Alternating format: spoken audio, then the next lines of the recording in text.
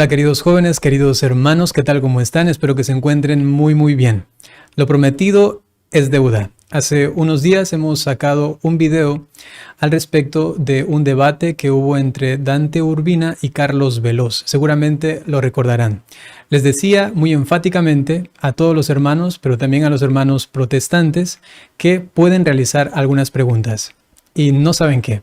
En este momento me encuentro justamente con Dante Urbina y hemos hecho una especie de recopilación de estas mismas para que en este video podamos responderlas. Así que vayan y acomódense, vayan y busquen un lugar donde puedan estar tranquilos. Si es que inclusive necesitan una notita o quizá un cuaderno, un esfero, pues consíganlo, porque lo que se va a tratar ahora es muy importante para responder a aquellas dudas que ustedes mismos han tenido. Inclusive, repito, nuestros hermanos protestantes. Tenemos aquí a mi lado derecho a Dante Urbina. Dante, ¿cómo estás? Muy buenas. Mucho gusto, padre. Muchas gracias por la oportunidad, ¿no? De poder mostrar más la luz sobre este tema de la visión católica sobre la justificación, siendo que ha habido muchos comentarios, la verdad, mucho revuelo en redes sociales, más de lo que yo suponía, sobre este debate que yo tuve con el señor Carlos Veloz acerca de si la justificación es por fe y obras, postura católica, o por solamente fe, la postura protestante. Asimismo, quiero aprovechar, padre, para agradecerle aquí públicamente mucho por su trabajo que está haciendo en redes sociales. La verdad que es de mucha ayuda. Yo le había comentado en privado el comentario que me había dado a su vez mi esposa, ¿no? Y con el cual yo coincidí apenas me lo dio, que es que usted toma videos así de cosas populares, así que están en las redes y que uno puede pensar, bueno, pero esto no es un asunto como tan serio, pero luego cuando usted da su reflexión, la reflexión procura ser seria desde el Mm, Evangelio, iluminar, y eso es una gran oportunidad porque hay muchas personas que de verdad necesitan ese mensaje, pero no se van a ir a leer directamente un tratado de teología o van a buscar un canal religioso o algo por el estilo. Y el tomar esos videos a los que usted reacciona como ocasión para poder brindar el mensaje del Evangelio es una cosa muy buena, padre, y mm. siga adelante aún con las dificultades. Muchísimas gracias, Dante. En verdad, muchas gracias. Queridos hermanos, pues vamos a dar inicio a este programa. Yo solamente seré como el vocero de todos ustedes. Solamente pues propondré las preguntas y luego Dante va a tener la oportunidad de responderlas. Que dicho sea de paso, no sé si supiste, pero ya yo veía en las redes sociales que habían algunos debates, digamos, era como el eco de este debate sobre la justificación. Entonces ya algunos apologetas católicos contra protestantes, entre comillas contra, ¿no? En el sentido del debate, pues comenzaron a hacer sus propios debates, ¿no? Al respecto de la justificación, también hablando aquí y acá. Me parecía muy interesante que, digamos, se haya hecho un eco tan grande y tan bonito también como tú lo has mencionado, también con ciertas dificultades o cosas que a veces no son muy cristianas, pero que a la final lo que es propiamente cristiano pues se va abriendo paso y va llegando a los corazones y a la inteligencia de quienes están dispuestos a recibir la luz de Dios, ¿no? Así que con todo esto, por eso es tan importante este video. Vamos a comenzar entonces. Dante, quizá algunos inclusive no tienen muy claro hasta ahora qué es la justificación. Quizás se ha hablado de la justificación, se ha tratado el tema, sin embargo, han insistido en esto de la justificación católica, cómo realmente la entiende. Y yo lo digo también como, digamos, un cristiano, como sacerdote, ¿no? Llegar a una distinción clara, ¿no? Se necesita cierta profundidad, ¿no? Se necesita cierto conocimiento teológico al respecto, pero luego llegar a explicarlo todavía de una manera inteligible, ¿no? Es todavía un arte tan hermoso. Así que queremos también escuchar qué es lo que nos podrías decir al respecto de la justificación concretamente según la doctrina católica, ¿no? Perfecto. Si vamos a hablar de la justificación bajo la doctrina católica, nosotros los católicos tenemos la bendición de que tenemos un estándar de doctrina que nos lo da el magisterio. De hecho, por ahí han salido algunos críticos protestantes a decir, Dante Urbina ha criticado tal versión de la postura protestante, pero hay también esta otra versión, y esta otra versión, y esta otra versión, y finalmente puede haber tal cantidad de versiones de la postura protestante como protestantes hay. O sea, no solo como denominaciones, porque dentro de una misma denominación hasta hay gente que tiene sus propias posturas. De hecho, es prácticamente imposible dar una definición que deje contentos absolutamente todos los protestantes, ¿no? Pero en el caso de nosotros los católicos, para el entendimiento de la doctrina, tenemos las definiciones oficiales del magisterio y un resumen oficial sencillo para explicación que se ha hecho de estas doctrinas, que es el catecismo. Entonces, yo no vengo a predicar acá mis propias teorías teológicas o mis propias elucubraciones filosóficas, sino a defender el depósito de fe. Vamos a leer, por tanto, lo que dice el magisterio de la Iglesia en el Catecismo de la Iglesia Católica. En concreto, voy a mostrar tres numerales que hablan sobre la justificación. Numeral 1990. La justificación es la prolongación de la iniciativa misericordiosa de Dios que otorga el perdón. Entonces, ¿qué tenemos aquí? Que la justificación se asocia al perdón de Dios, pero se ve como un regalo, la iniciativa de Dios que nos amó primero. O sea, para los católicos la justificación es un regalo que recibimos. Hay protestantes que hacen una falacia de hombre de paja de nuestra postura, que porque decimos que las obras están implicadas en la justificación, significa como que nosotros mismos lo obligamos a Dios a que nos tenga que pagar por unos méritos autónomos que nosotros Ujú. hemos hecho aparte de Cristo y sin la gracia de Cristo. No, esa no es la postura católica. La postura católica sobre la justificación es que es una prolongación. Pero aquí viene la importancia. No es simplemente un evento en nuestra vida en que Dios nos declara justos y o nos hace justos, sino una prolongación. De este modo, para la visión católica, la justificación no solo es un evento declarativo, legal, extrínseco en un momento y punto, sino que adicionalmente es todo un proceso que transcurre porque el perdón y la misericordia de Dios se extienden a lo largo de nuestras vidas y las obras están implicadas porque nuestras obras surgen y tienen toda una dinámica con esa extensión misericordiosa del perdón de Dios. Asimismo, dice el catecismo en el numeral siguiente, 1991. La justificación es al mismo tiempo acogida de la justicia de Dios por la fe en Jesucristo. La justicia designa aquí la rectitud del amor divino. Con la justificación son difundidas en nuestros corazones la fe, la esperanza y la caridad. Esto es muy importante. Significa que nosotros acogemos la justicia de Dios por la fe. Por eso, cuando un montón de protestantes han salido Ujú. a cuestionarme o atacarme citando pasajes bíblicos que hablan de la justificación por la fe, es que no entienden la postura católica. Los católicos creemos en la justificación por la fe. El catecismo ahí dice, por la fe.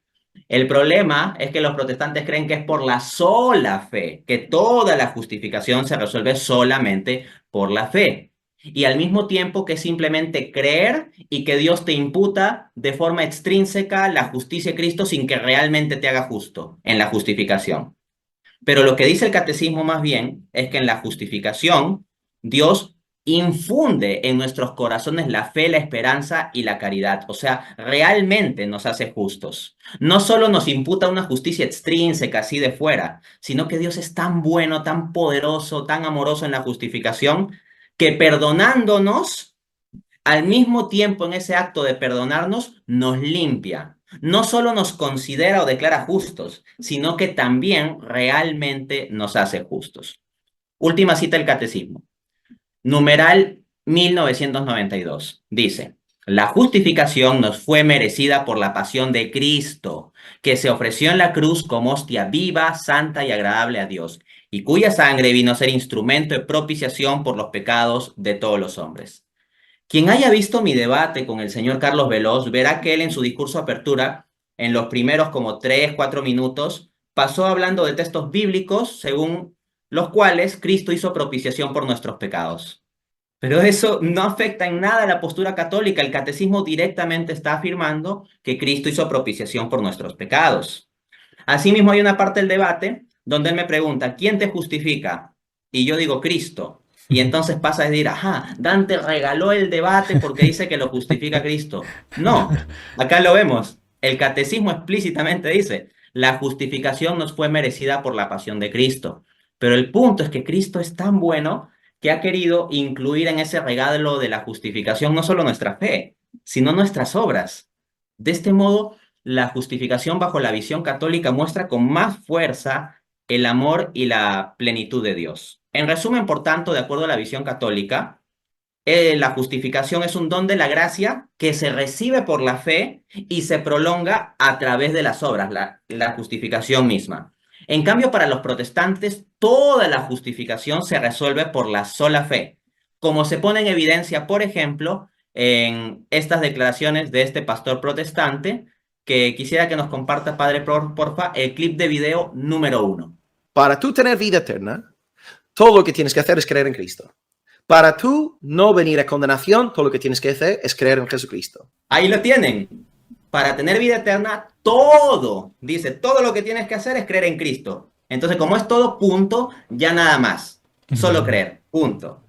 Pero hay alguien que está en desacuerdo con dicha afirmación. El mismo Jesucristo. La Biblia refuta al pastor Will Graham. Jesucristo mismo refuta al pastor Will Graham. Mateo 19, del 16 al 17. Se acercó uno y le dijo, Maestro bueno, ¿qué he de hacer para obtener la vida eterna? Él le dijo, si quieres entrar en la vida, cumple los mandamientos.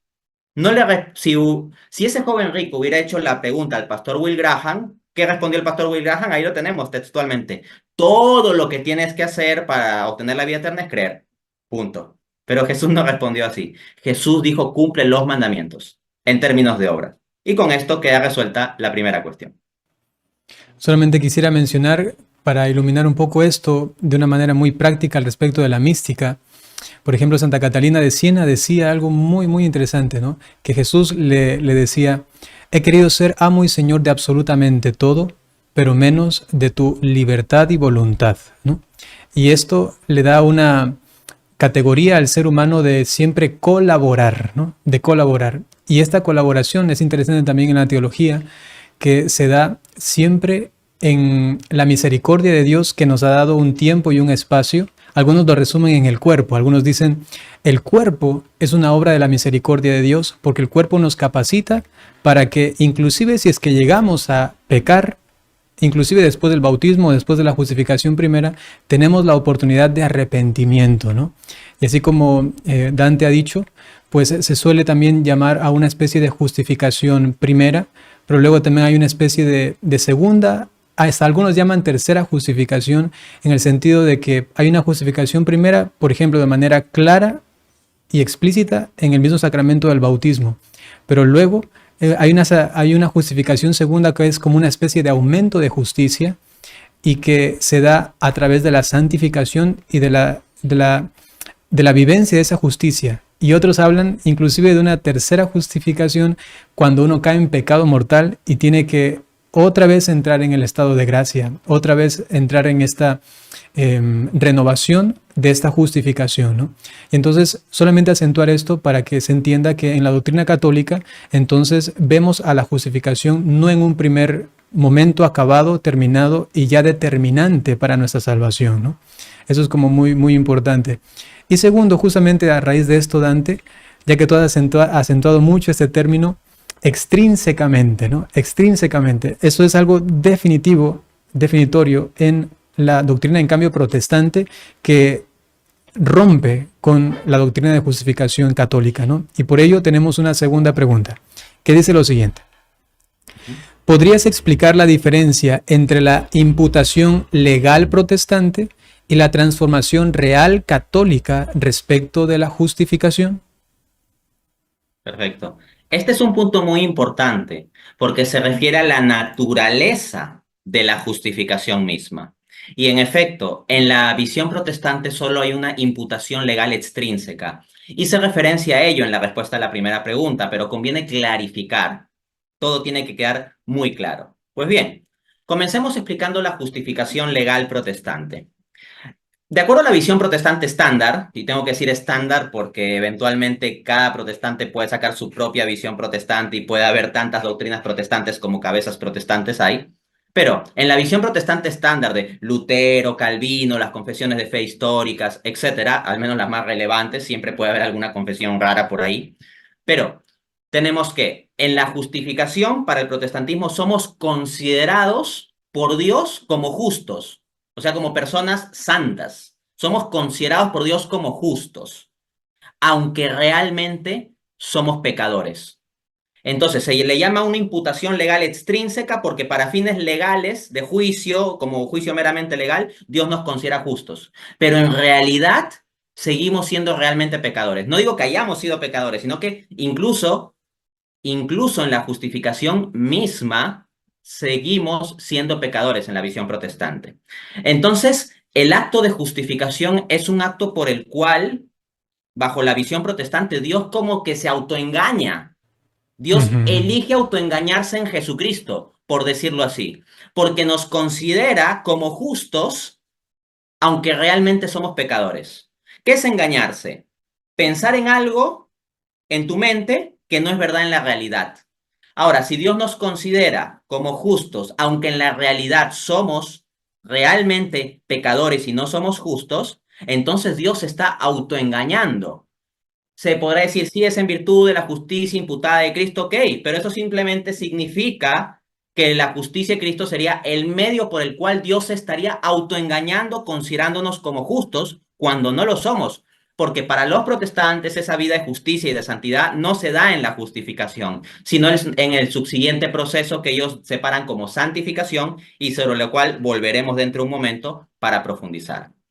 Entonces, para que se vea que yo no estoy inventando cosas aquí porque me da la gana, les voy a citar las palabras del mismo Martín Lutero, que hablando sobre las personas justificadas, dice lo siguiente: son en realidad pecadores, son en realidad pecadores, pero en la consideración de Dios son justos.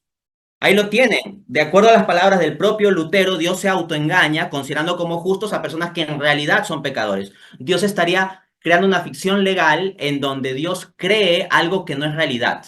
Esto está en una recensión de Lutero recogida por Johannes Ficker en Luthers Vorlesung über den Römerbrief 1515-1516, Leipzig 1908, volumen 2, página 105.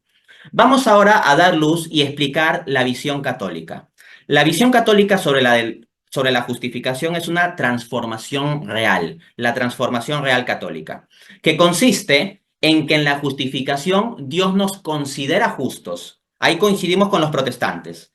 En la justificación Dios nos considera justos. Pero donde discrepamos de la visión reformada es que en la justificación Dios no se autoengaña considerándonos justos, sino que considerándonos justos nos hace realmente justos. Y no meramente en un proceso posterior de santificación, sino en la justificación misma infunde en nosotros gracia justificadora y infunde en nosotros realmente justicia. Entonces la visión católica es genial porque no necesita que Dios se autoengañe, sino que Dios es tan bueno que nos considera justos y es tan amoroso que nos hace realmente justos también. Aunque fuimos impíos y fuimos realmente impíos, Dios justifica al impío dándole el regalo misericordioso de hacerlo realmente justo en la justificación. ¿Y saben qué? La Biblia le da la razón a la postura católica. Vamos a demostrarlo. Romanos 5:19, cito: así como por la desobediencia de un solo hombre muchos fueron hechos pecadores, así también por la obediencia de uno muchos serán hechos justos. Ahora bien, yo pregunto, ¿nuestra pecaminosidad es algo real? ¿Es algo que crea un efecto real en nosotros? Sí. Está la concupiscencia, la herida del pecado original, la concupiscencia presente en los hombres y aparte de eso, nuestros actos concretos de pecado. Entonces, nosotros realmente somos pecadores con pecado, obras de injusticia, con cosas realmente malas. O sea, en Adán, en la caída de Adán, el hombre no solo es considerado como pecador, sino que realmente tiene la herida de la concupiscencia y realmente tiene actos pecaminosos. Pero en la justificación misma, Dios nos hace justos. Y por eso, acá dice por la obediencia de uno muchos serán hechos justos. Y de hecho en el versículo anterior habla de justificación. En Romanos 5:18 habla de la justificación, de cómo viene la justificación, y en Romanos 5:19 lo explicita en términos de que somos hechos justos, la visión católica. Y esto es necesario porque en el pasaje se hace una comparación, una simetría.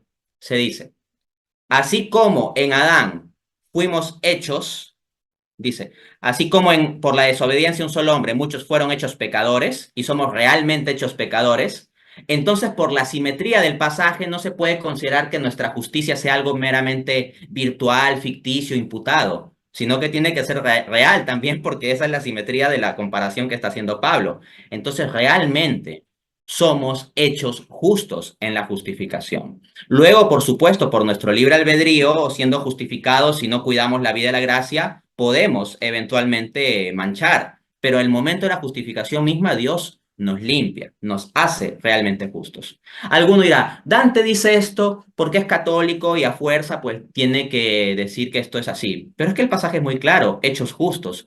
De otro lado, alguno dirá, es que Dante es un ignorante, que no sabe nada de teología, etc. Bueno, entonces vamos a ver lo que dice el gran académico protestante, PhD por la Universidad de Queensland, Michael Bird. Resulta que en Romanos 5:19 se utiliza la palabra griega katistemi para decir que somos hechos justos.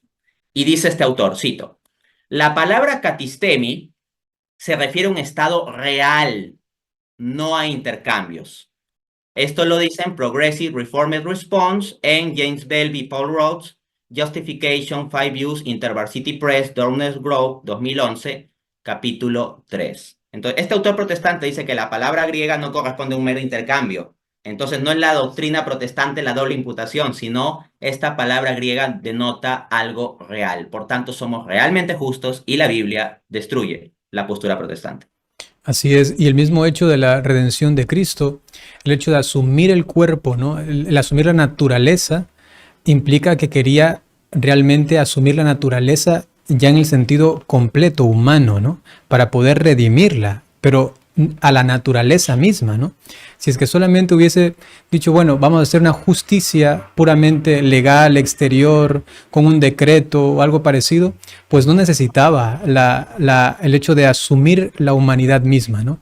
Entonces esa lógica también teológica y de actuación tan inteligente de Dios es una adaptación total de la naturaleza para redimir la naturaleza, es decir, un acto real de justificación desde dentro, ¿no? Interior, que es como tú lo has dicho y que también se contrapone evidentemente, queridos hermanos, con la doctrina de la justificación protestante, que es una cuestión puramente desde fuera, ¿no? Como una especie de barniz solamente, ¿no? En nuestra naturaleza humana, y en cambio Cristo, o sea, vino a partirse por nosotros y a hacerlo, como se dice en teología, por medio del instrumento de la redención, que es su propio cuerpo, es decir, la naturaleza humana, para que la naturaleza misma humana sea asumida y entonces redimida desde dentro, ¿no? Eso es algo hermosísimo, ¿no?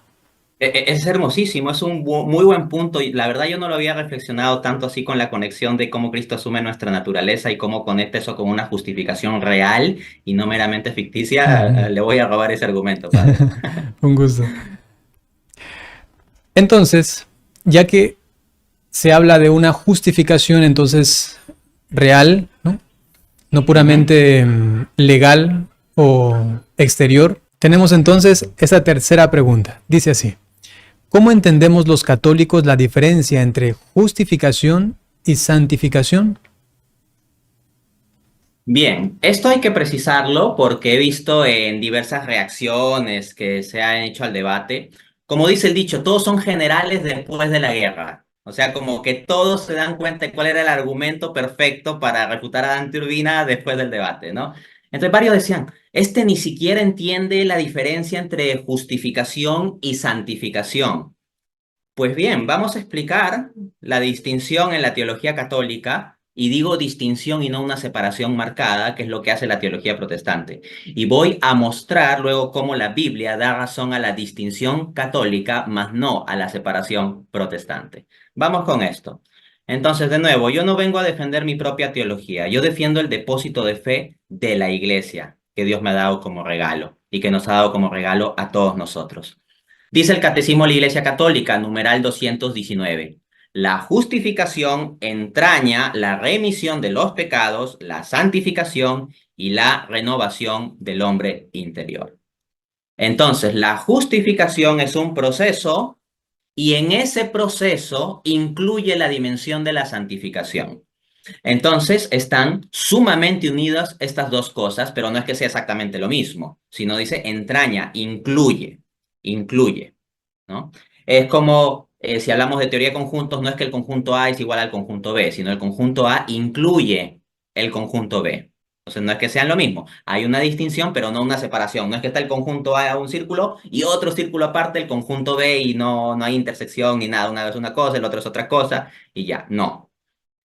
Dicho eso, entonces, estableciendo la postura católica, vamos a contrastarla con la protestante. Miren, en la teología protestante se hace una marcada separación entre justificación, la cual los protestantes asocian a la sola fe, y santificación, la cual asocian a las obras. Se lo demuestro. Dice Juan Calvino, en la justificación no hay lugar alguno para las obras. Esto lo dice en Institución de la Religión Cristiana, libro 3, capítulo 11, numeral 6. Pero resulta que una dicotomía tan marcada entre justificación y santificación como hacen los protestantes, esa ya dicotomía de justificación solamente por la fe y luego aparte, lógicamente separado, subsiguiente, la santificación en términos de obras, pero que ya no tiene que ver con justificación, que es otra cosa, esa dicotomía tan marcada es un invento de la Reforma protestante. Y uno dirá, Dante, pero ¿cómo puedes decir eso? Es que tú eres un ignorante y no sé cuántos. Bueno, entonces hay que llamar ignorantes a Norman Geisler y Ralph Mackenzie, que de hecho Norman Geisler es uno de los más gigantes académicos protestantes que ha habido en los últimos años. Es un autor protestante muy influyente, con múltiples publicaciones, libros, alguien de peso intelectual.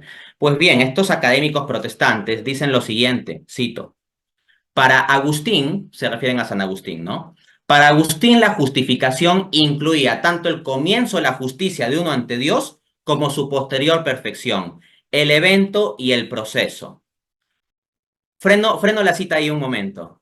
Si alguien dice, Dante Urbina está contradiciendo la teología de San Agustín y San Agustín era protestante, a ver, yo he hablado de la justificación como un evento inicial que da lugar a un proceso que transcurre. Y estos autores protestantes están diciendo que esa era la postura de San Agustín.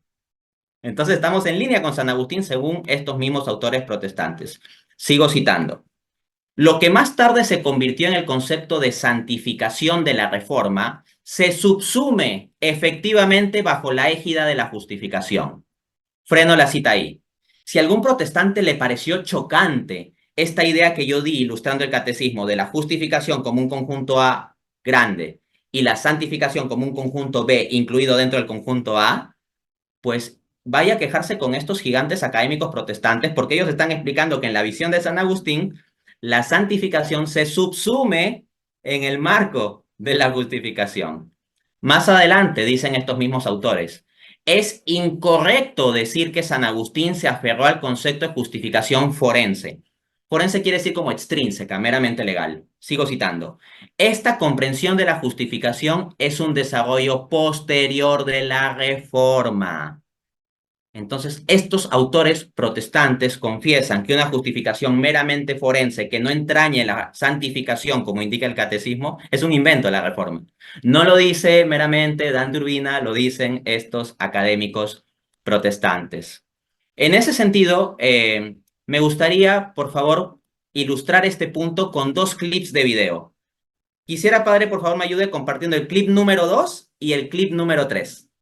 Tampoco yo pongo en ninguna de mis tesis absolutamente nada que tenga que ver con las obras para la justificación. Okay. Ese proceso donde las obras, se pone por obra la salvación, el protestante le llama santificación. En cambio, el católico todavía le sigue llamando justificación. Gracias, muchas gracias. Agradezco muchísimo al profesor Jonathan Ramos por habernos regalado la Biblia a los católicos. ¿Por qué? Porque el profesor Jonathan Ramos, según acabamos de escuchar, este filósofo protestante, dice que a ese proceso donde se ponen las obras, el protestante le llama santificación, y luego dice, el católico todavía le sigue llamando justificación. Pues bien, eso significa que la Biblia es un libro católico, porque voy a mostrar a continuación que la Biblia le llama también a eso, asociado a obras, a ese proceso, justificación. Gracias, profesor Ramos. Vamos a leer Romanos 2:13. Dice el apóstol, no son los oidores de la ley, sino los hacedores, o sea, los obradores, los hacedores de la ley, los que serán justificados. Palabra griega dikaio.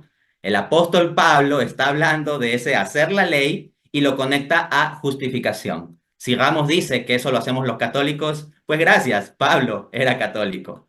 Otra cita, Santiago 2:21. Dice, no fue Abraham justificado, palabra griega dikaio, la misma que utilizó Pablo para hablar de justificación, no fue Abraham justificado por obras cuando ofreció a su hijo Isaac sobre el altar. Entonces, está hablando sobre las obras en el transcurrir de Abraham y lo conecta a justificación. Si Ramos dice que eso es lo que hacemos los católicos, pues muchas gracias, Santiago es católico. Un último clavo en el ataúd de la argumentación del profesor Ramos. Mateo 12, del 36 al 37, dice nuestro Señor, de toda palabra ociosa que hablen los hombres, de ella darán cuenta el día del juicio, porque por tus palabras serás justificado, dikaio, el griego, ¿no? Y por tus palabras serás condenado. Entonces, aquí Jesús está vinculando el ser justificado con la misma palabra griega con la cual Pablo habla de justificación, con obras tan específicas como cada palabra que decimos o que no decimos. Entonces, Jesús está vinculando esto de ser justificado, la justificación final, serás justificado en términos de obras. En consecuencia, nos está regalando a Jesús a los católicos, porque entonces Jesús estaría hablando como los católicos, y por lo tanto, el apóstol Pablo, Santiago y nuestro Señor Jesucristo se ponen del lado católico y no en el esquema protestante, al menos tal como lo presentó el profesor Ramos. Así es. Pienso que también esa intervención de él ayuda a iluminar mucho la distinción que existe, ¿no? Así que si quieren pueden volver a ver ese pequeño clip para que vean esta distinción, ¿no? De lo que ellos llaman la santificación, que es algo distinto a la justificación de manera absoluta, ¿no? En cambio, en la doctrina católica, esa santificación también involucra en sí mismo también la justificación. Es un proceso unitario inclusive, ¿no? Entonces tan importante.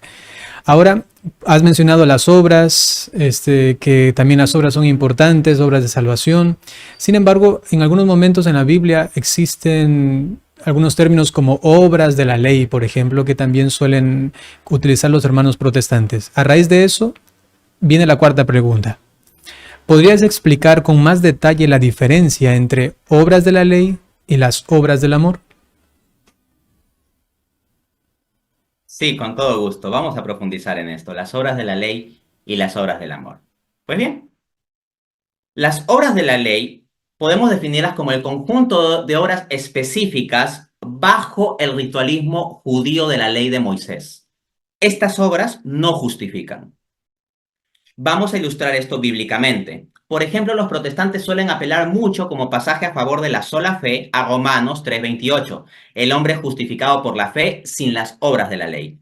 Pero basta que lean 2 versículos más adelante, Romanos 3:30, donde dice, Dios justificará por la fe a los de la circuncisión y a los de la incircuncisión. Entonces, en contexto, Pablo, por obras de la ley, no se está refiriendo a todo tipo de obras, sino obras distintivamente judías como la circuncisión.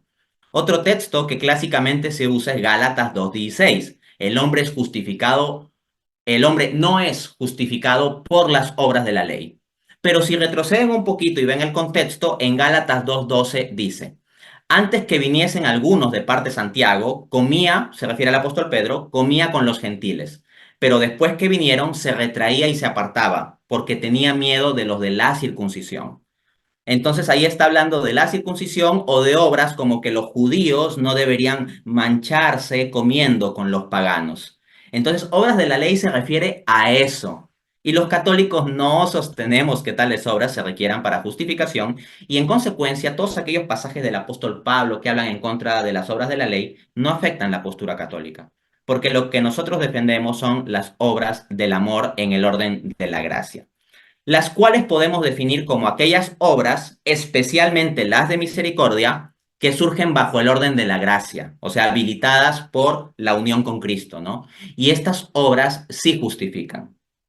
Ahora, por ahí había protestantes, he visto comentando, Dante tiene que dar una lista de las obras del amor.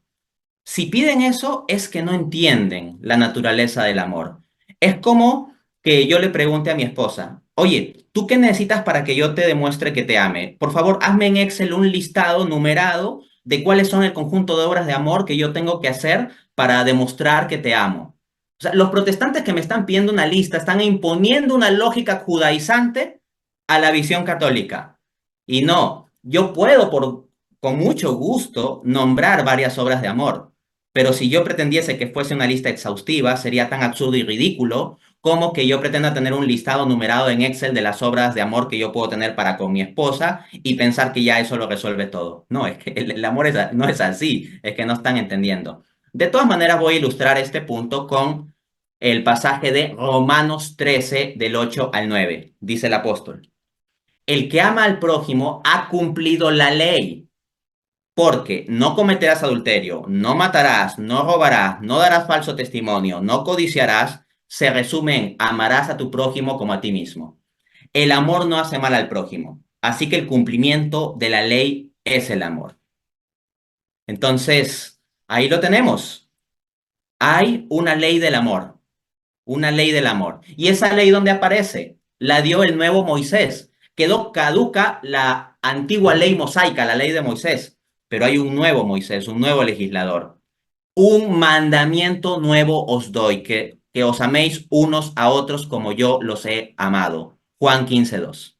Entonces salen los protestantes, como el señor Carlos Veloz, con el que debatía, decir, oye, pero ¿qué obras de amor no están contempladas en la Torá? Ciertamente hay preceptos relacionados con misericordia para con los pobres y cosas así en la ley antigua. Pero, ¿cómo habla Jesús? Un mandamiento nuevo os doy. Entonces, si me dicen que no hay ninguna novedad, no se están metiendo con Dante Urbina, se están metiendo con Jesucristo, porque están diciendo que Jesús no está dando nada nuevo. ¿Y cuál es la novedad? Que os améis unos a otros, ya estaba el amor al prójimo antes, como yo os he amado. Esa es la novedad. Y eso es lo que yo llamo el orden de la gracia, las obras del amor en el orden de la gracia, desde Cristo, en unión con Cristo. Han salido protestantes a difamar mi postura como que yo hable de obras aparte de Cristo. Claramente yo he dicho que es dar fruto en Cristo.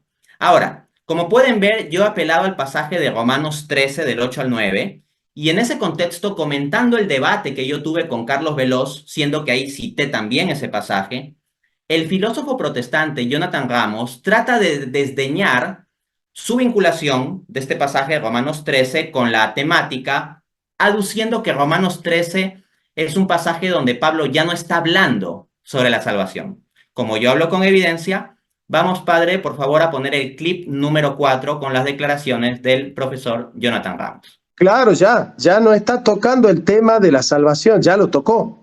Ahora está hablando de cómo nosotros tenemos que comportarnos. Es como un capítulo de la ética cristiana. Excelente. ¿Por qué? Porque queda obviamente refutado por los versículos siguientes. Basta ver los versículos inmediatamente siguientes. Yo cité Romanos 13, del 8 al 9, y lo pueden seguir hasta el 10, sigue hablando sobre el amor. Y miren lo que dice Pablo a continuación, de haber hablado sobre la ley del amor. Romanos 13, del 11 al 12. Y esto, cuando Pablo comienza diciendo, y esto, es que está diciendo, esto de la ley del amor, ¿no? Y esto, conociendo el tiempo, que es ya hora de levantarnos del sueño, porque ahora está más cerca de nosotros nuestra salvación que cuando creímos. La noche está avanzada y se acerca el día. Desechemos pues las obras de las tinieblas y vistámonos las armas de la luz. Fin de cita. Entonces, ¿cómo que Pablo ya no está hablando de la salvación, según dice el profesor Ramos, cuando conecta la idea? Ni siquiera es que habla luego de salvación de forma desconectada. Pablo dice, y esto, O sea, esto de las obras del amor, la ley del amor de la que acaba de hablar, esto, y pasa a conectarlo directamente con salvación. Entonces, nótese que el lenguaje de Pablo muestra que no ve al desechar las obras de las tinieblas y vestirse luz como algo que ya está garantizado automáticamente, ¿ah? Porque podrían decir, bueno, pero estas obras de la ética cristiana fluyen automáticamente por el hecho de que uno ya obtuvo una salvación inicial. Pablo no lo ve como automático, sino que en ese pasaje que estoy citando, Pablo ve la necesidad de exhortar a la comunidad, exhortarlos a que desechen las obras de las tinieblas, o sea, las malas obras, y se vistan de las armas de la luz, es decir, den la lucha de las buenas obras. No lo ve como automático.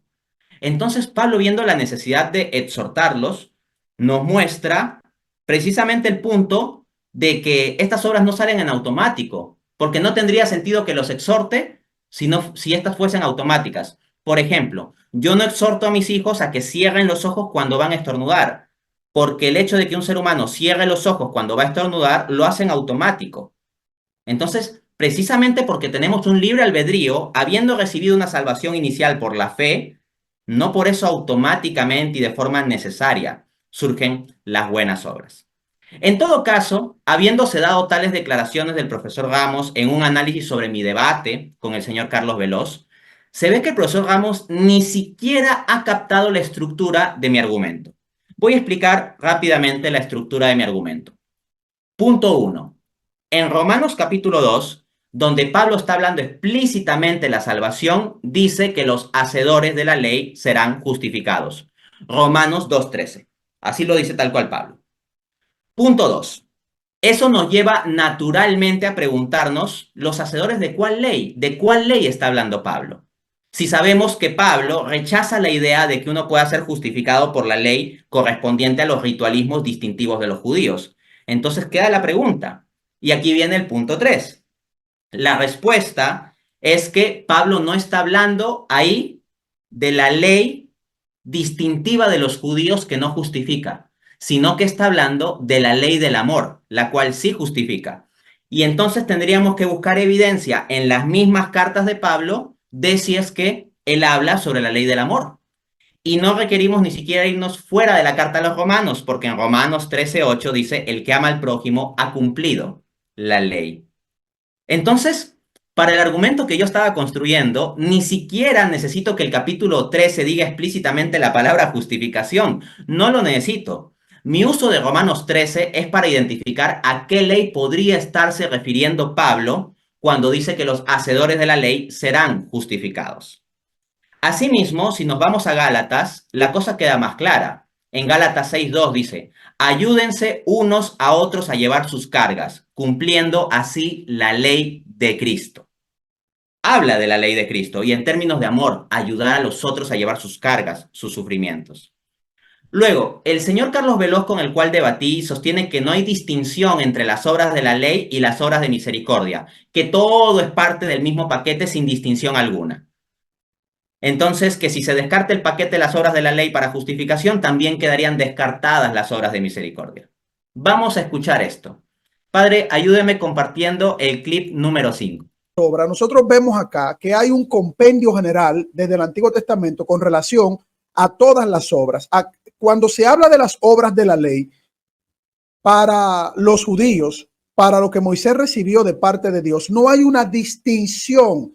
O sea, no hay una división de las obras de la ley. Ok, esto es muy fácil de refutar. ¿Cómo de que no había una distinción o división de las obras de la ley? Por favor. Miren, los judíos sí entendían que había una distinción entre los 10 mandamientos y los demás preceptos. Los 10 mandamientos serían la expresión de la ley moral y los demás preceptos serían de orden civil, ritual o ceremonial. Sí se entendía que había una división. No se lo veía a las obras de la ley como un paquete indiviso en la Torá. El propio Pablo entendía bastante bien esto. Vamos a ver lo que dice Pablo en 1 Corintios 7:19. La circuncisión es nada y la incircuncisión es nada. Lo que importa es guardar los mandamientos de Dios. Entonces, hay un componente que es los mandamientos de Dios que Pablo distingue de lo que son obras como la circuncisión. Entonces, sí hace una distinción. Ahora bien, cuando Pablo en el contexto cristiano habla de los mandamientos de Dios, ya no lo hace claro está como en el paquete ritualista judío, sino que esa distinción que había de las obras morales para los cristianos es elevada por la gracia en el orden de Cristo, en el orden del amor. Entonces había unos mandamientos morales, pero ahora esos mandamientos morales no son descartados, pero tampoco son tomados en el mismo paquete de la Torá sin más, sino esa parte que es la ley moral es elevada en el orden de la gracia más allá del mero paquete de la Torá. Esa es la verdadera concepción católica y la concepción que expresó San Ireneo, padre de la iglesia del siglo II. Pero no me quiero desviar mucho con padres de la iglesia. Pero sí voy a demostrar que hasta Dios mismo en el Antiguo Testamento claramente distingue de las obras de misericordia, las cuales sí quiere, de las meras obras ceremoniales judías, las cuales desdeña. Oseas 6:6 dice, misericordia quiero y no sacrificios. Asimismo, en Isaías 58, del 6 al 8 dice, el ayuno que quiero es que partas tu pan con el hambriento y que albergues a los pobres errantes en tu casa, que cuando veas al desnudo lo cubras y no te escondas de tu hermano, entonces irá tu justicia delante de ti. Alguno dirá, bueno, pero esas son obras que a Dios las ve bien, pero no tienen que ver con la justificación. Alguien discrepa de eso, Jesucristo mismo. Esas obras que yo acabo de leer, citando Isaías capítulo 58, son las mismas que Jesús recoge para hablar de la justificación final. Mateo 25, del 35 al 36. Tuve hambre y me dieron de comer, tuve sed y me dieron de beber, fui forastero y me alojaron, estuve desnudo y me vistieron. Y Jesús lo vincula a justificación porque dice, Mateo 25, 46, refiriéndose a las personas que hicieron esas obras, irán los justos a la vida eterna. Y ahí Jesús está usando la palabra griega dikaio, la cual se refiere a la justificación. Por lo tanto, queda bien resuelto el asunto. Si se hablase ahora, en cambio, con otros textos bíblicos en los que se menciona también obras, pero como que no está muy claro, ¿no? Entonces algunas personas han preguntado, pero veamos, hay algunos textos bíblicos donde como que no está muy claro esto de obras de la ley aquí, y entonces han hecho la siguiente pregunta.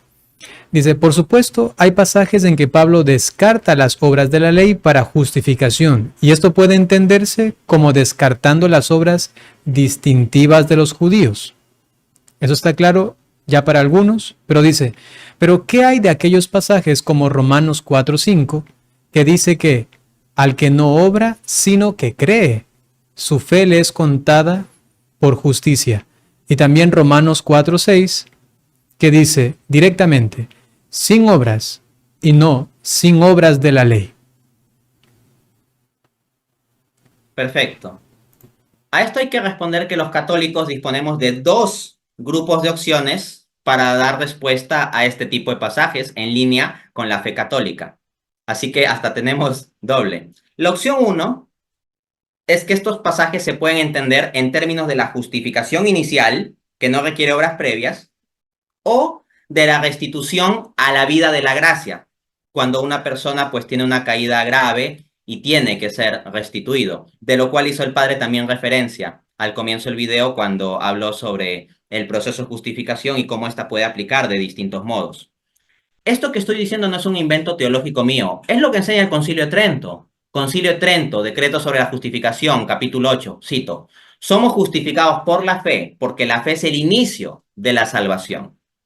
Entonces, cuando se dice que Dios justifica al impío y que esto pues no requiere de obras, se refiere a que no se requieren de las obras previas del impío, porque el impío es impío, o sea, ha venido viviendo una vida de impiedad.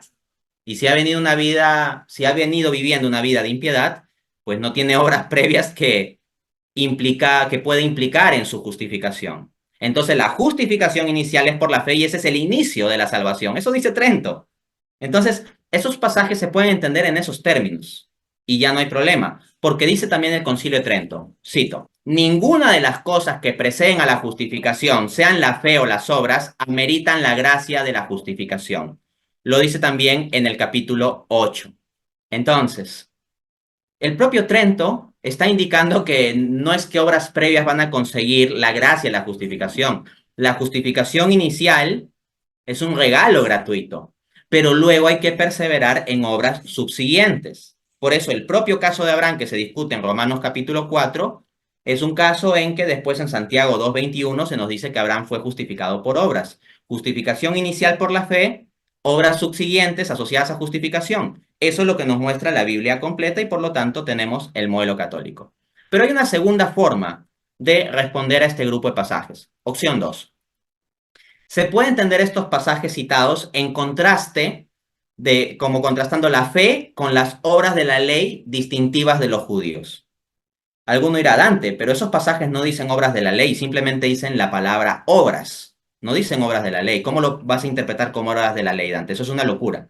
Bueno, si me dicen que es una locura, entonces culpen de ello también al gigante académico protestante, no lo pueden culpar de sesgo católico, gigante académico protestante Matthew Bates, PhD por la Universidad de Notre Dame, que dice lo siguiente, cito: demostrablemente Pablo abrevia la frase obras de la ley por obras en varios lugares.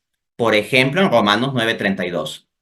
Luego apunta: Pablo claramente se refiere a las obras de la ley, lo cual puede probarse por el contexto más amplio, pero él abrevia solo por obras.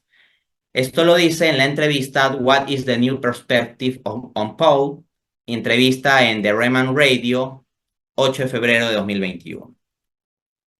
Entonces, Bates dice que hay que ver el contexto. ¿Qué pasa si vemos el contexto de Romanos capítulo 4? ¿Podemos encontrar señales de que las obras a las que está haciendo referencia conectan con lo que son obras de la ley distintiva de los judíos? Respuesta sí. Y vamos a examinar el propio caso de Abraham, que es el que se está discutiendo inicialmente. Dice Romanos 4:3, porque para ver un texto en contexto hay que ver los versículos anteriores y los versículos siguientes. Romanos 4:3. ¿Qué dice la Escritura? Abraham creyó a Dios y le fue contado por justicia. Pero un poquito más adelante, en Romanos 4:10 dice: ¿cómo pues le fue contada? ¿Estando en la circuncisión o en la incircuncisión? No en la circuncisión, sino en la incircuncisión. Lo que quiere decir es que la fe de Abraham se está poniendo en contraste no con todo tipo de obras, sino con obras como la circuncisión. O sea, Pablo toma el caso de Abraham porque Abraham, sin haber estado circuncidado, aún así recibió la justificación inicial por la fe. Pero no es que está excluyendo todo tipo de obras. Es más, justo a continuación de presentar el otro ejemplo de Romanos capítulo 4, el ejemplo de David, porque se hace una referencia al rey David, cuando se habla del hombre bienaventurado, a quien Dios disculpe pecado, etc., pasa a contrastar esto con la circuncisión. ¿No me creen? Lean Romanos 4 del 8 al 9. Dice: bienaventurado el hombre al que el Señor no inculpa de pecado. Ok, pero sigan leyendo, dice: ¿es pues esta bienaventuranza solamente para los de la circuncisión o también para los de la incircuncisión? Como se ve, Pablo está contrastando incluso el caso de David con este asunto de circuncisión o incircuncisión. Esto, pues, es algo llamativo, ¿no? Lo que quiere enfatizar Pablo es que la misericordia de Dios, así como Dios perdonó a David misericordiosamente, puede perdonar también a personas circuncidadas o no circuncidadas. Y si les suena descabellado decir que en Romanos capítulo 4 Pablo no está haciendo un contraste entre fe y todo tipo de obras, sino entre fe y obras distintivas de los judíos, perdón, déjenme citarles al gigante académico N.T. Wright. Dice: el énfasis en el capítulo, se refiere a Romanos capítulo 4, es que la membresía en el pacto se define no por la circuncisión, Romanos 4, el 9 al 12, o la raza, sino por fe. Esto lo dice en el libro What St. Paul Really Said, Lion Publishing, Oxford, 1997, página 129. Entonces, ahí lo tienen. El propio N.T. Wright dice que en este pasaje el enfoque de Pablo es contrastar no con todo tipo de obras, no, lo que dice es con las obras asociadas a circuncisión o la pertenencia étnica o racial de los judíos. Algo que también me gusta muchísimo es cuando Santo Tomás de Aquino dice que la novedad del Nuevo Testamento es el Espíritu Santo, que nos hace capaces de realizar las obras de la gracia, ¿no? Y entonces, por ejemplo, Santo Tomás de Aquino tiene una visión tan clara de lo que significa la novedad de Cristo trayendo el Espíritu Santo que nos capacita para obrar de una manera superior, no por nosotros mismos, sino por la gracia del Señor en nosotros, ¿no? Cuando Jesús hablaba de a vino nuevo, pues hay que traer también odres nuevos. Es decir, que hay una novedad de gracia. Y por eso San Pablo, como tú lo has demostrado, pues habla de unas obras o una ley que matan. Y hay en cambio otra ley, la ley de Cristo, la ley del amor, una ley que en cambio hace libre, ¿no? Entonces, esta novedad es desde esa visión más neumatológica del Espíritu Santo, quizás se entiende el hecho de lo que hemos recibido, ¿no? El hecho de recibir el Espíritu en Cristo nos capacita para ahora realizar estas obras que inclusive el mismo Señor dijo, ustedes harán hasta obras más grandes, ¿no? En el sentido de que es el mismo Cristo actuando en nosotros de una manera tan portentosa en el Espíritu Santo, ¿no? Es impresionante, ¿no? Es impresionante lo bueno que ha querido ser Cristo con nosotros. O sea, no simplemente, ya, ustedes van a creer en mí y toda la justificación está resuelta ahí, punto, ¿no? Y si quieres poner alguna obra, le quitas gloria a Dios, como si Dios fuese alguien inseguro, egoísta, que si nosotros hacemos una obra, entonces, Dios dice, me están quitando gloria. No, o sea, Cristo es tan amoroso que ustedes harán obras más grandes que las que yo he hecho, ¿no? Entonces, algunos protestantes que pretenden como defender a Dios de que los seres humanos no podemos hacer ninguna obra porque le quitamos gloria a Dios, están teniendo una visión errada sobre Dios como si fuera alguien inseguro que si alguien hace obra le quita su gloria. No, Dios quiere manifestar su gloria por medio de nuestras obras. Esa es la visión católica de la Así justificación. es. Inclusive ahí también choca, mejor dicho, conecta con el sentido del mérito, entendido en la Iglesia Católica, ¿no? Que está unido a la justificación, a la gracia y el mérito. Esto lo ha explicado de una manera fantástica Raniero Cantalamessa, el predicador del Papa, y él decía, el mérito es puramente una loa, una alabanza a Dios mismo. Porque el mérito no es otra cosa que, decía él, con un ejemplo tan sencillo, decía, es el padre con su hijo. Su hijo pobre que no trabaja, no tiene dinero, pero que el padre le mete una monedita en el bolsillo para que el hijo vaya a la tienda y compre un chocolate para regalárselo al padre, ¿no? O sea, es una obra de amor para el padre, pero todo viene justamente por el mismo padre que le pone la monedita, ¿no? Para que le compre el hijo. Es decir, que la causa primera, ¿no? de todo el bien que podamos hacer, y por eso se le da tanta gloria a Dios, es el mismo Dios.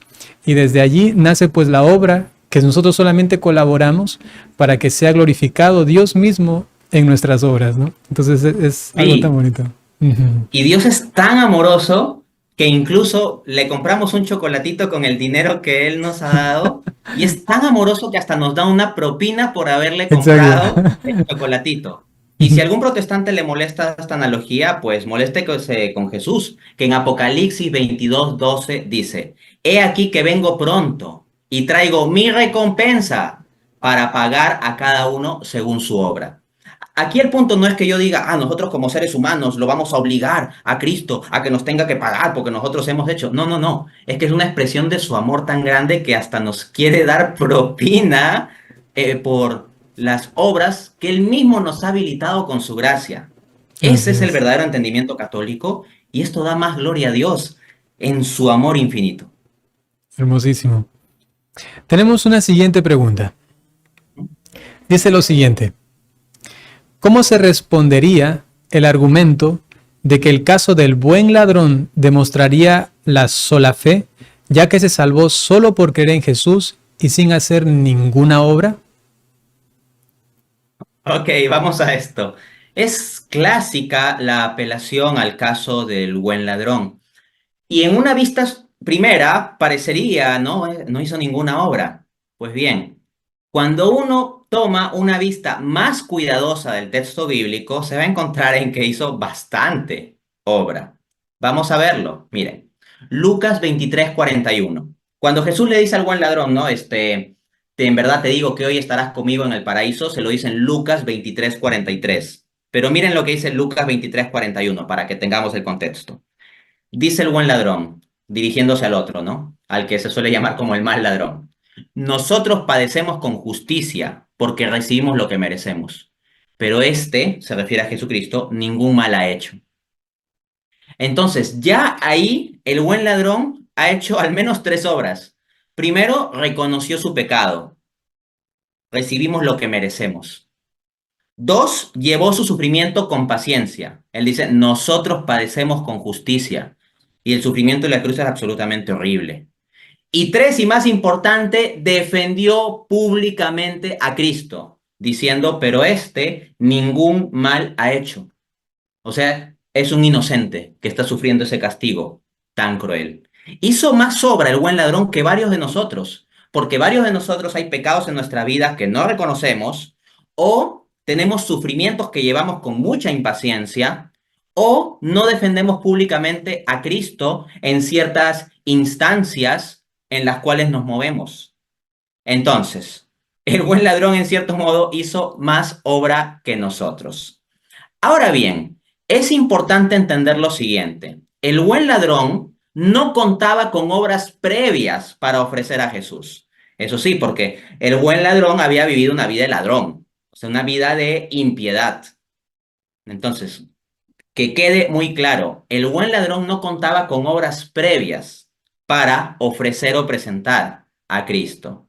Pero allí, estando en la cruz, le viene una gracia. De hecho, uno de los evangelistas, ahorita no recuerdo cuál, dice que los 2 ladrones le insultaban.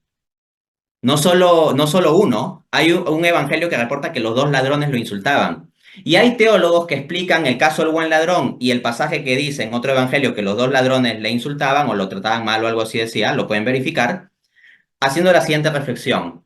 Como que inicialmente los dos trataban mal a Jesús, pero luego el buen ladrón, viendo la mansedumbre y la majestuosidad de Jesús en la cruz, eventualmente vino a fe en él. Entonces ahí el buen ladrón obtiene una justificación inicial y un bautismo de deseo por la fe. Y eso es lo que dice el Concilio de Trento, justificación inicial por la fe. Y eso en un contexto tal en que él no tenía obras que ofrecerle a Jesús. De hecho, el Papa Francisco ha hablado en esos términos. El buen ladrón no tenía obras que ofrecerle a Jesús. Claro, porque era un ladrón. Pero una vez obtenía la justificación inicial por la fe, ¿qué dice el esquema que yo planteé en el debate? Que luego vienen las obras subsiguientes en el orden de la gracia. Entonces, este ladrón, que al parecer inicialmente hasta habría hablado en contra de Jesús, es movido por la gracia, obtiene una justificación inicial por la fe, y luego tenemos subsiguientemente obras, que son las 3 obras que he listado. Entonces, lo que tenemos es que en ese mismo lapso del tiempo, que es pequeño, claro está, el buen ladrón hace obras subsiguientes. ¿Y saben quién enseña esto? El Papa Francisco. El Papa Francisco. Entonces, si alguno, tomando un recortecito de las palabras del Papa Francisco, en lugar de ver la teología completa del Papa Francisco sobre el caso del buen ladrón, quiere plantear como que hubiese una contradicción, es que no entienden lo más básico, y así como hacen con los padres de la iglesia, toman unos recortecitos en lugar de ver el conjunto del pensamiento. Voy a demostrar entonces a continuación, con las mismas palabras del Papa Francisco, esto mismo, es decir, que el buen ladrón no tenía obras previas a su fe inicial que pudiera ofrecer a Jesús, y en ese sentido no tenía nada que ofrecerle, no tenía buenas obras que ofrecerle, porque había vivido como ladrón, pero luego de tal fe inicial pasa a hacer obras subsiguientes ahí crucificado, las 3 obras que he mencionado. Dice el Papa Francisco en su audiencia general del 28 de septiembre de 2016, cito, el otro es el llamado buen ladrón. Sus palabras son un maravilloso modelo de arrepentimiento. Freno la cita ahí. ¿Qué obra yo había mencionado? Reconoció su pecado. Ahí el Papa Francisco está refiriendo a arrepentimiento y hasta lo pone como modelo de arrepentimiento. Sigo citando al Papa Francisco. Primero, él se dirige a su compañero. ¿Es que no temes a Dios, tú que sufres la misma condena? Lucas 23:40. Así pone de relieve el punto de partida del arrepentimiento, el temor a Dios. Entonces ya tenemos una obra interior, porque las obras no solo son exteriores. Algunos protestantes dicen, oye, pero estaba crucificado, no podía hacer nada. Es que las obras no solo se hacen con las manos. Hay también las obras interiores como la obra del amor, un amor primigenio, un primer grado de amor es el temor a Dios, por ejemplo. Cuando se habla de temor a Dios en la Biblia en un contexto judío, esto implica un grado primigenio al menos de amor. Dice luego el Papa Francisco, este es el respeto confiado que ayuda a dejar espacio a Dios y a encomendarse a su misericordia, incluso en la oscuridad más densa. Aquellos que pretenden validar una teología protestante, en función de esto, miren cómo habla el Papa Francisco en términos de que hay una apertura a Dios de parte del ladrón. Luego dice el Papa, después, declara la inocencia de Jesús y confiesa abiertamente su propia culpa. Y nosotros con razón, porque no nos lo hemos merecido con nuestros hechos. En cambio, este no ha hecho nada malo. Lucas 23:41. Luego sigue el Papa Francisco. Así el buen ladrón se convierte en testigo de la gracia. Ha ocurrido lo impensable. Dios me ha amado hasta tal punto que ha muerto en la cruz por mí. Entonces, note, testigo. ¿Y qué obra yo dije que realizó el buen ladrón? Que defendió a Jesús. Eso es dar testimonio del Evangelio. No es un testigo pasivo, un testigo activo, porque también defiende públicamente a Jesús. Esa obra la apunta allí el Papa Francisco. Sigamos leyendo. La fe misma de este hombre es fruto de la gracia de Cristo. Sus ojos contemplan en el crucificado el amor de Dios por él, pobre pecador. Eso es lo que acabo de decir hace algunos minutos. La justificación inicial de este hombre impío que es renovado por la gracia en ese momento y habilitado para obras subsiguientes. De nuevo cito al Papa Francisco. Es verdad, era ladrón, era un ladrón, había robado toda su vida. Esto explica por qué el Papa Francisco decía que el buen ladrón no tenía buenas obras que ofrecer a Jesús. O sea, para su justificación inicial, pues, o sea, había sido un ladrón. Pero yo hablo aquí de la justificación subsiguiente. Sigamos leyendo lo que dice el Papa. Pero al final, arrepentido de lo que había hecho, mirando a Jesús tan bueno y misericordioso, logró robarse el cielo. Este es un buen ladrón. Entonces, como dice, al final, no tenía obras previas porque había vivido como un ladrón. No podía conseguir la justificación inicial, y el Concilio de Trento enseña que no podemos conseguir la justificación inicial por obras previas. Pero dada su justificación inicial por la gracia y la fe, vienen las obras subsiguientes y luego el Papa Francisco dice que al final, lo cual podemos conectar con justificación final, al final termina robándose el cielo. Y vemos que hace un conjunto de obras.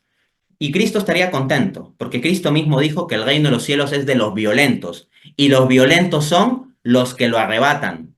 Entonces ahí el buen ladrón actuó con violencia en el sentido de sacudir las cosas, porque ahí crucificado, pero soportó su dolor con paciencia y defendió a Cristo. El buen ladrón robó, hizo la obra santamente de robar el reino de los cielos. Y eso lo habilitó la gracia de Cristo, y ese es el esquema completo del pensamiento de Francisco y es coherente con la visión de justificación que he estado presentando. Y si alguien piensa que hay contradicción, es que no está tomando completo el pensamiento de Francisco o no está entendiendo lo más básico de la teología católica.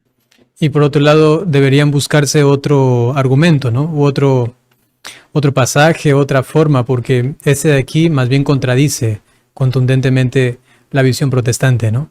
Entonces sí, sería bueno que ya vayan, no sé, buscando otra forma si quieren argumentar a favor de un modelo en el cual solamente se ha justificado por la sola fe, ¿no? Entonces sería también una recomendación para los hermanos protestantes, y si no lo encuentran, pues deberían repensar su situación, ¿no? Y tenemos una última pregunta, Dante. A ver, si todo esto está claro, entonces alguien decía, bueno, te tengo esa pregunta. Si todo está claro y era claro, si los argumentos aquí desarrollados a favor de la postura católica con fuentes bíblicas son tan sólidas y contundentes, ¿por qué tanta gente se volvió protestante en esa época? Ok, vamos a examinar esto. En efecto, el caso a favor de la visión católica es bastante fuerte y, como hemos visto, bien sólido a nivel bíblico. Y el caso a favor de la visión protestante es tan pero tan débil que los protestantes, intentando defender o explicar su doctrina de la sola fide, eventualmente llegan a unos extremos tales de hacer afirmaciones que son directamente contrarias a la Biblia. Como por ejemplo la siguiente afirmación del profesor Jonathan Ramos. Padre, compártanos el clip número 6. La obra es para mostrarla a la fe, no para darle vida a la fe. Bien, vamos a examinar esto. A ver, estamos de acuerdo en que las obras son para mostrar la fe. Con eso no tenemos problema los católicos, así lo enseña Santiago 2:18. Pero luego el profesor Ramos pasa a negar y dice lo siguiente: la obra es para mostrar la fe, no para darle vida a la fe. Esa afirmación es directamente contraria a la enseñanza de la Escritura, porque dice Santiago 2:26. Como el cuerpo sin espíritu está muerto, así también la fe sin obras está muerta. Entonces, Santiago nos está enseñando un principio en el cual identifica a la fe con el cuerpo y a las obras con el espíritu. Ahora bien, ¿qué es lo que hace el espíritu respecto al cuerpo? Le da vida. Así se plantea en el contexto judío. Y no solo eso, la Biblia explícitamente lo enseña. En Juan 6:63, el espíritu es el que da vida. Entonces, si nos está diciendo la fe es el cuerpo, Santiago 2:26 nos dice la fe correspondiente al cuerpo, las obras al espíritu, y en Juan 6:63 se nos enseña que es el espíritu el que da vida. Se sigue por inferencia directa que las obras dan vida a la fe. ¿Y qué decía el profesor Jonathan Ramos hace unos segundos? Lo que decía es, la obra no es para darle vida a la fe. Entonces, efectivamente, el caso bíblico en contra de la sola fide y a favor de la postura católica es muy sólido. Y por tanto se plantea legítimamente la pregunta, o sea, ya, pero si esto es tan sólido, ¿por qué se dio la reforma protestante? ¿Por qué al final tanta gente se fue para el lado del protestantismo? Voy a responderlo. Puedo identificar al menos 3 razones. La primera es que la gente no solo seguía por su razón, sino que muchas veces seguía por sus pasiones, o incluso la arrogancia les lleva a aferrarse a ideas que puedan ya estar demostradas como falsas. Y si fastidia esto, esta referencia sobre la arrogancia, miren lo que dice el mismo iniciador del protestantismo, Martín Lutero. Cito: no admito que mi doctrina sea juzgada por nadie, ni siquiera por los ángeles. Quien no escuche mi doctrina no puede salvarse. Esa frase Lutero la encuentran en su escrito titulado Contra la falsedad del llamado estado espiritual del Papa y sus obispos, del año 1522. Así lo dijo Lutero. Entonces hay gente que por más que le demuestres, por su arrogancia, se aferran, porque Lutero no está defendiendo la palabra de Dios, está defendiendo su interpretación particular de la palabra de Dios. Y él toma su interpretación particular con tal seguridad que dice, ni los ángeles pueden juzgar mi doctrina. Palabras de Lutero. La segunda razón por la cual, aunque la sola fide protestante sea una doctrina tan débil, aún así se extiende el protestantismo, es porque la sociedad no es un mesurado club de debates teológicos. Yo sostuve un debate con el señor Carlos Veloz sobre el tema de justificación y creo que para cualquiera que vea cuidadosamente ese debate y tome nota de los argumentos y reflexione, el resultado creo que sale meridianamente claro. Yo no necesito hacer videos diciendo yo gané el debate, yo le gané a Veloz, yo soy el único que le ganó a Veloz o cosas así. Yo no necesito eso. Lo que yo siempre he hecho con mis debates es decirle a la gente, vayan y véanlos.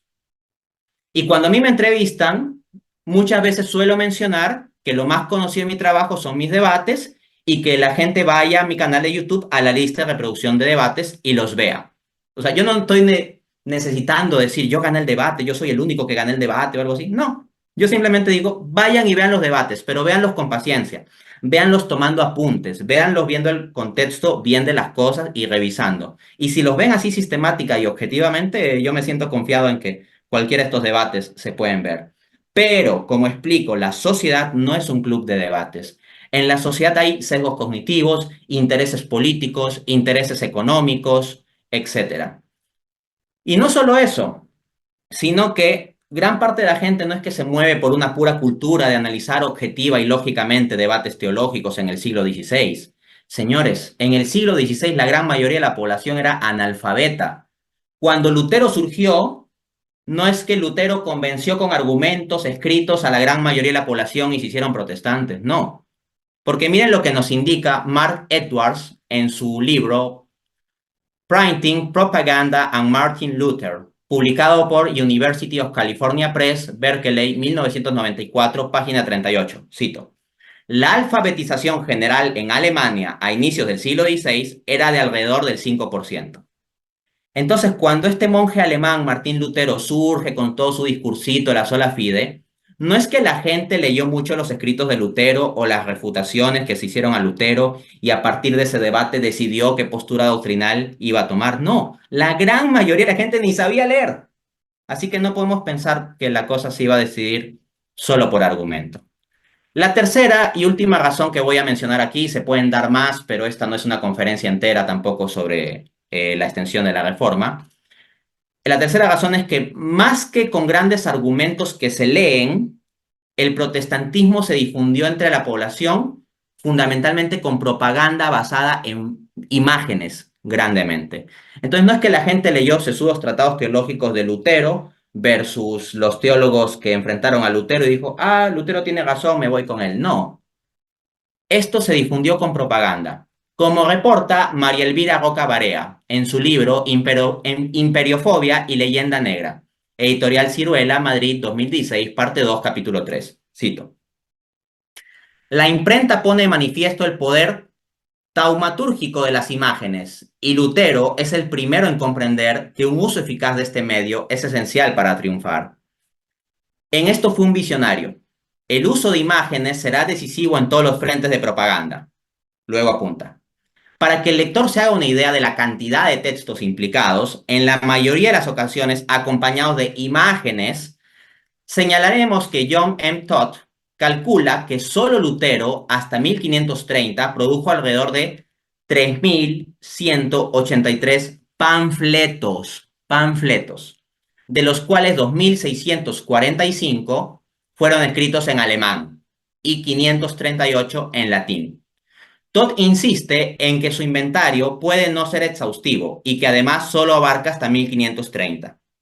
Lutero siguió escribiendo hasta su muerte en 1546. A esto hay que sumar los escritos de otros grandes propagandistas como Andreas Bodenstein, Burkhard, Urbanus Regius, Philip Melanchthon y otros. La totalidad de escritos propagandísticos católicos, según Edwards, alcanza la ridícula cifra de 247 panfletos, con el agravante de que en su mayoría eran sesudas respuestas teológicas salidas de la pluma de Johannes Cochleus, Hieronymus Emser, George Witzel y Johann Eck. Fin de cita. Entonces, ¿qué es lo que tenemos? En la difusión del protestantismo hubo mucha propaganda basada sobre todo en imágenes y escribiendo en la lengua del pueblo, en alemán, no en el culto latín. Entonces, ¿qué nos demuestra esto? Que si Lutero hoy en día hubiera vivido, Lutero no estaría ocupado en grandes debates teológicos y sesudos tratados. Habría hecho algunos, seguramente. Pero ¿saben en qué estaría más ocupado Martín Lutero? En hacer memes. Y si creen que es una exageración, les invito a que revisen cómo eran esos panfletos que se distribuían en esa época y cómo eran los dibujos que se ponían en esos panfletos. Dibujos que Lutero coordinaba en gran parte con los respectivos dibujantes. Y si ustedes ven esos dibujos, son grotescos. Yo no digo que los católicos no hayan hecho panfletos con dibujos, pero estadísticamente hablando, lo que se ve es que los protestantes utilizaron muchísimo más esta herramienta. Así que no fue una batalla de argumentos, fue una batalla en cierto modo de memes del siglo XVI. O sea que además de protestantes también se les podría llamar casi que revolucionarios, un poco más como marxistas, comunistas, ¿no? En el sentido de la vía del populismo, en el sentido de buscar una forma allí más de marketing, ¿no? Sí, es que para lograr esta ruptura, ¿no?, dentro de la iglesia, se lamentablemente confabularon algunas cuestiones y la imprenta pues fue una de las cosas más fuertes, y luego también los panfletos y las imágenes que se ponían hicieron propicio a que se diera esta lamentable ruptura, ¿no? Sí. Dante, has respondido muy bien las preguntas. Pues los queridos hermanos aquí que están presentes, tanto católicos como protestantes, seguramente tienen mucho que pensarlo, reflexionarlo. Les pediría también a todos ustedes, hermanos, que no se queden solamente con lo que se ha dicho, intenten hacerlo de manera muy práctica, ¿no? O sea, dense cuenta de la lógica en su vida, toquen tierra lo que está pasando con ustedes en relación a la gracia, en relación a su relación con Dios, en su proceso de santificación, para que se den cuenta de que esto es real, ¿no? O sea, no es solamente una cuestión teológica ya apartada, ¿no? Sino que tiene que ver con lo que estoy viviendo yo ahora. Pero para eso, hermanos, hay que orar. Y hay que, en la oración también, poner un poco de nuestra inteligencia en la reflexión, en la meditación, para darnos cuenta de la coherencia que tiene. Y como hemos visto, esta justificación solo por la fe es como que se me hace hasta irresponsable, ¿no? Es como que se me hace un poco apartado de la colaboración con Dios, ¿no? Lo que se conoce en la teología también como la gracia cooperativa, ¿no? Intenten ustedes como encarnarlo y experimentarlo desde la oración en su vida cotidiana, ¿no? Que esto es lo más importante, cuando la teología se encarna y se ve en la vida presente, ¿no? Muchas gracias, Dante, por tu respuesta a cada una de esas preguntas. Muchas gracias a todos los hermanos por haber estado hasta aquí, hasta el final. Pueden compartir el video. Ustedes ya saben, ¿no? Hay guía acá. Ustedes saben cómo manejarlo y siempre, pues, sepan que el canal de Dante Urbina está allí. También tiene muy buenos videos. A verlos, si les interesa los debates, él ya lo mencionaba, tiene una lista de reproducción, pueden ir viendo allí, a veces mientras, yo qué sé, vas en tu camión o en el bus o en el tren a algún lugar, aquí lo pones y mientras estás por ahí vas escuchando. Es de muchísima formación al respecto de la argumentación intelectual, lógica, de lo que nosotros creemos, ¿no? Así que además te agradezco, Dante, por todo tu colosal trabajo que realizas en las redes sociales. Muchísimas gracias, padre. Y sí, es muy importante cerrar con la reflexión, ¿no? De qué implica esto para nuestras vidas. La discusión sobre la justificación no debe quedarse en una discusión abstracta. Es lo más concreto que podríamos tener, el perdón de Dios, la justicia de Dios en nosotros, nuestra fe, nuestras obras. Esto tiene implicancias prácticas decisivas. Permítame, querido público, hermanos, darles la bendición. Dante, también te doy la bendición. El Señor esté con ustedes. La bendición de Dios Todopoderoso por intercesión de la Santísima Virgen María, San José y todos los ángeles y santos, en el nombre del Padre, y del Hijo, y del Espíritu Santo. Hasta pronto, queridos hermanos. Cuídense mucho.